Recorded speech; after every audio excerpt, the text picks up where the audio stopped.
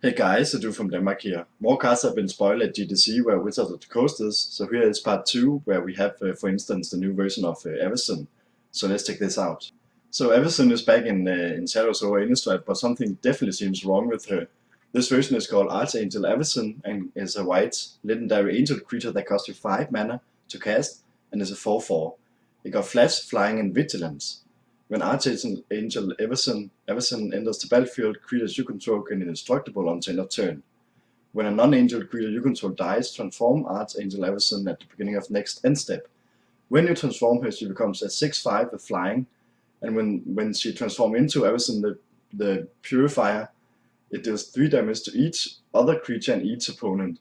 So yeah, something definitely flavor-wise went totally wrong with her, which is really interesting. I think it's really nice to see that she's a transform creature now, and as the flavor text says that no one can trust her anymore. I think this is really cool and really questions what have happened to her. If you look at the card, I think it's a really neat card. I didn't really notice that she had flash first time I saw her, which is even better because you can flash her in to make your creatures get indestructible. Indestructible does go in the way of the whole when a non-angel creature you control dies, you have to transform her because you can cast her and then do it immediately, so you have to wait a turn, which is okay, I think.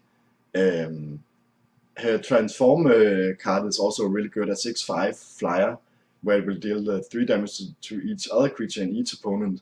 Is a pretty neat sweep spell. So definitely, again, flavor-wise, this is just really nice, and I'm really looking forward to see what have happened to her. I think it's a nice card. Another transform creature is Eversonarian Missionaries that costs you 4 mana to cast, and is a white human cleric creature that's a 3/3. At the beginning of your end step, if this creature is equipped, you transform it. It then transforms into Lunarch Inquisitors and is now a 4/4. When this creature transforms into Lunarch Inquisitors, you may exile another type creature until Lunarch Inquisitors leaves the battlefield. This is also a pretty neat creature and I really love that this whole if creatures are equipped mini theme we are having with different blocks at the moment. I think it would definitely lead up to something with having a lot of equipments matters. I think it's nice that it transforms into a creature where the equipment stays on it, which is pretty neat, and that you can exile a creature until it leaves the battlefield.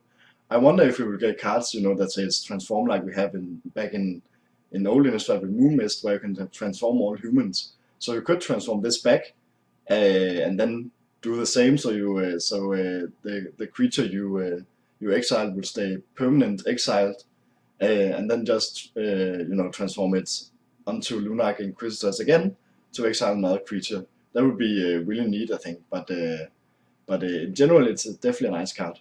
Declaration in Stone is a white sorcery spell that costs you 2 mana to cast. Exile type creature and all other creatures a controller controls with the same name as that creature. That player investigates for each non-token creature exiled this way, which just means that you put these tokens out that you can pay 2 mana for to draw a card. This is actually an interesting take on the whole path to exile, where the creature gains life, or the player gains life, or a creature out or something. Because with this, you exile target creature, and for instance, if you exiled 2 creatures or something, the opponent would now have 2 artifacts out. He actually had to use mana for to draw a card. Of course, you get to draw a card, but now you have things on the battlefield where should he pay mana for that, or should he pay mana for what's on his hand? So I kind of think it's kind of like you still have you still punish the opponent with that. I think that's pretty neat.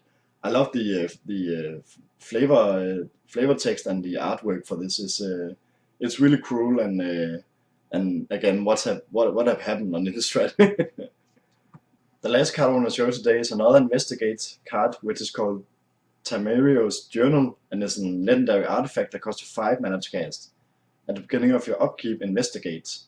You can tap it to sacrifice 3 clues, search your library for a card, and put that card into your hand, then shuffle your library. This is sure it's kind of expensive, I think, But it's nice that these clues artifacts can be used for something, and flavor-wise, it's just a really a home run, I think. Investigate in general isn't really that good, but in this case, for instance, you can use it for a search for any card in your library, which is pretty neat. But again, it's a bit expensive, but I think it's an okay card. Those are cards I wanted to share today. Whenever there are more spoilers coming out for Shadows Over Innistrad, I will definitely be making a video. So if you're interested in this, you can subscribe to me. The official spoiler season for Shadows Over Innistrad starts next week. Not this upcoming week, but next week, and I think it was the 14th of March. You can leave me a comment down below and tell me what you think of these new cards we have seen and this Shadows Over Innistrad in general. Until next time, have fun, guys.